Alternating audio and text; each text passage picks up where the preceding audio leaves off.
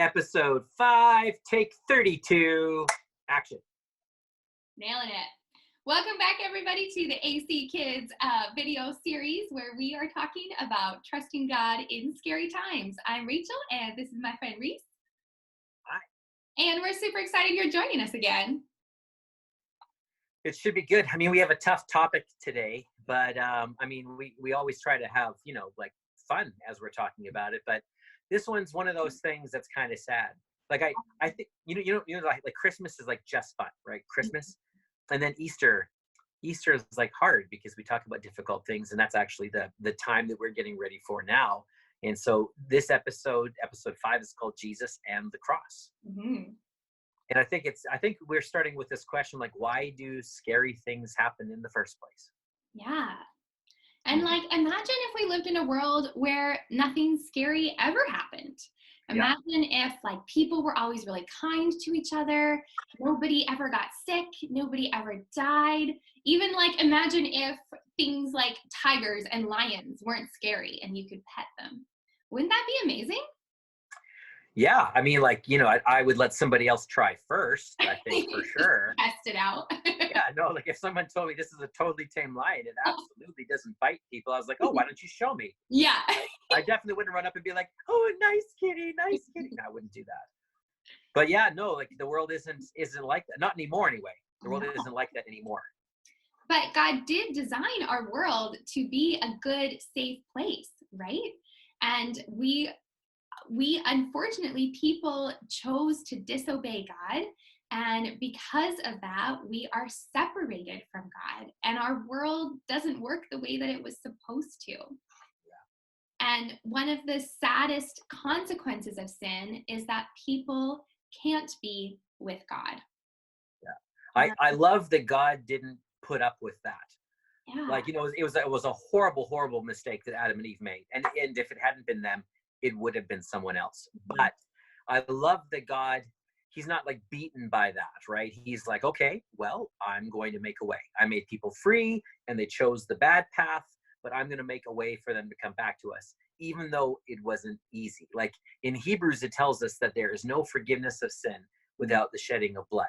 It tells us basically that sin is lethal, and that once it's infected you, the only way to get rid of it is to kill it. Like, you know how everyone's like sanitizing everything right now and they're killing germs. And that's like the only way to get rid of sin. You have to somehow get it all in one place, and then you have to kill it and sanitize it.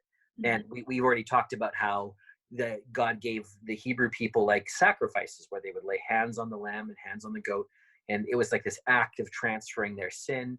And then the goat or the lamb or the pigeons, those would be put to death. And that was a way of dealing with sin. And that led us, we were talking then about how all of that was leading up to Jesus, who was the ultimate sacrifice. And Jesus had this, or God had this plan from the very beginning, right? Even before he created Adam and Eve, he knew that they would sin, and he knew that he would need to rescue us and solve the problem of sin. And because sin is a really real problem, there had to be a very real solution from God. Yes. Yeah. And so we're talking about Jesus on the cross, and he had to die on the cross. That was the only way that we could be with God. And so this scary event had to happen, and God planned for it to happen in order to bring about his plan. And so we want to just reflect on the fact that God isn't surprised by scary things. Right. He can use them for our good and for his good plans. And so, yeah, we're going to read the story of Jesus dying on the cross today. Okay, I'm getting ready. I got to get my thinking hat on here. All right, let's do it. Okay. So you're a king, are you? The Roman soldiers jeered. Then you'll need a crown and a robe. They gave Jesus a crown made out of thorns, and they put a purple robe on him, and they pretended to bow down to him. Your Majesty, they said. And then they whipped him and spat on him. They didn't understand that this was the Prince of Life, the King of heaven and earth who had come to rescue them. The soldiers made him a sign, our King, and nailed it to a wooden cross. They walked up a hill outside the city. Jesus carried the cross on his back. Jesus had never done anything wrong, but they were going to kill him the way criminals were killed. They nailed Jesus to the cross. "Father, forgive them," Jesus gasped. "They don't understand what they're doing." "You say you've come to rescue us," people shouted, "but you can't even rescue yourself." But they were wrong. Jesus could have rescued himself. A legion of angels would have flown to his side if he'd asked. "If you were really the Son of God, you could just climb down off that cross," they said. And of course, they were right. Jesus could have just climbed down. Actually, he could have just said a word and made it all stop, like when he healed that little girl and stilled the storm and fed 5,000 people. But Jesus stayed. You see, they didn't understand. It wasn't the nails that kept Jesus there, it was love. "Papa," Jesus cried, frantically searching the sky. "Papa, where are you? Don't leave me." And for the first time and the last, when he spoke, nothing happened. Just a horrible, endless silence. God didn't answer. He turned away from his boy. Tears rolled down Jesus' face, the face of the one who would wipe away every tear from every eye. Even though it was midday, a dreadful darkness covered the face of the world. The sun could not shine. The earth trembled and quaked. The great mountains shook, rocks split in two, until it seemed that the whole world would break, that creation itself would tear apart. The full force of the storm of God's fierce anger at sin was coming down on his own Son instead of his people. It was the only way God could destroy sin and not destroy his children whose hearts were full of sin. And then Jesus shouted out in a loud voice, "It is finished." And it was. He had done it. Jesus had rescued the whole world. "Father," Jesus cried, "I give you my life." And with a great sigh, he let himself die. Strange clouds and shadows filled the sky, purple, orange, black, like a bruise. Wow. Thank you. Thank you for reading. Boy, that's hard. It's sad. It's hard to read that and to think about how much Jesus loves us. Yeah. I've heard somebody say that it might help us to think about this as if each of us has a burden on our back, like almost like a backpack, a really heavy backpack that's filled with all the bad things we've done, and that's what sin is. And because of that sin, we are all walking toward that hill, the hill of Calvary where the crosses were, and we are all walking, and every step we're taking toward it, that is our destiny. That is what we deserve because of our sin.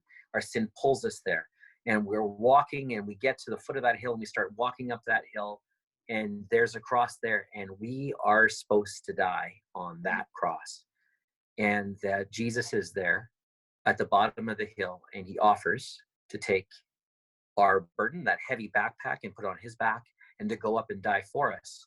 And that you and I get to say yes or no to that. And I have to tell you, Miss Rachel, the thing that's always kind of thrown me is that there's so many people that say no. There's lots of people that say no.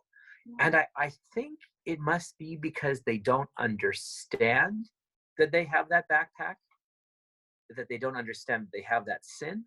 That maybe they don't understand that Jesus, because he loves them, is offering to do this. Maybe they don't believe it could really work. Like, if I do something bad, how could Jesus take my place? There must be a lot of different things that people are thinking that they would say no. Right. And some people, they say no because they've never had a chance to say yes. No one's ever told them about Jesus or what he's done. So they're just walking along with that backpack, and they never really even get a chance to say yes. And that is one of the reasons why God tells us to share this story with other people. But like it's beautiful and wonderful what Jesus did for us, but it's so hard to think about what he did and that it's our fault. Mm. That happened to him because we did that. We sinned, and then also because God loved us so much that he wasn't willing to give up on us. Mhm. And he needed to find a way to help us without like forcing us. Like that's part of how he loves us, right? God never forced us to do anything. And I think the really beautiful part of the story too is how it talks about, like when the soldiers are making fun of Jesus, and they say, Mm, well, if you were really God, if you really are the Son of God, you could save yourself. And that's that's right. Yeah. true, because Jesus is God and he is all powerful, and he chose to die. He didn't have to, well, he had to die because that was God's plan. That's But right. the soldiers weren't the ones that made Jesus die. Jesus made that choice himself, right? And he followed through all the way on the plan. And for people who believe in Jesus and have said, yes, take my burden, take my sin, and Yeah. bring it to the cross, it's even though this is so sad of what happened to Jesus, and we feel the guilt and the shame of that, there's Yeah. freedom for people who give their backpacks to Jesus, right? Who give That's right. to Jesus, because that was God's plan all along. And in that moment when Jesus dies, sin is destroyed, and we are able to be in relationship with God. And like, how incredible is that gift? Yeah. That's when Easter for me starts feeling more like Christmas. Hmm. Christmas is this time of joy, and it's awesome. So I feel two things at the same time. I feel incredibly thankful and happy. And then I also do feel sad because there's people I really love who haven't said yes to him yet. Yeah. And so I kind of hold that. I have like two hands, right? In one hand, I hold the joy that I have because of what Jesus did for me. Then in my other hand, I just feel this sadness for the people who don't know yet, people I love. And I just wish something would kind of like wake them up, like help them to see it. Because for many people, they know the story of Jesus, many people, and they're just saying no, maybe because they have different reasons for it. But one thing I have noticed is that sometimes when a person goes through a scary thing, like maybe like they almost were in a car accident, or it's a scary time, like for example right now there's this infection going on, and that being scared kind of wakes people up a little bit, and they almost like they start looking around and they're seeing the world in a different way. And it's kind of my hope that as we go through this really difficult time, that some people will look again at Jesus standing there at the foot of the hill of Calvary leading up to the cross, and as they're walking closer and closer to him, that they will say yes this time. Maybe this time they'll take it more seriously. And man, if there was people who said yes to Jesus and they were able to be saved spiritually because of this horrible crisis, Mm-hmm. then I would understand why God lets some of these things happen. And you know what, when I think about it, that has happened in the past. Mm-hmm. Horrible things happen, and because of that, people start to think and realize about God. I was reading on the news this story about this doctor in Italy, and a long time ago he said no to God. Mm-hmm. And then as he was going through this, he started running into many people who were they got sick, and some of them were going to die. And he saw how the people who knew Jesus and loved Jesus and had said yes to Jesus, about how this was totally different for them. They weren't afraid of death, not the same way other people were. Mm-hmm. And man, I just hope that everybody out there will think again about what Jesus is offering to do, what he did for us on that cross. And if you are watching this and you haven't said yes to Jesus, and you have questions about that, or you want help with that, talk to an adult, talk to a grown-up that you trust. And if you don't have anyone that you feel like you can talk to right now, send us an email to info@apologeticscanada.ca. We would love to talk with you more about this and answer your questions. Yeah. Now, remember, when you talk to a grown-up, they may be someone that hasn't said yes yet. So a good question you could ask them is, have you said yes to Jesus? And then you could ask them, why did you say yes to Jesus? And how do you do it? And they might be able to help you with that. That would be good. But yeah, we'd always love to hear from you guys. That's for sure. That's so cool. Mm-hmm.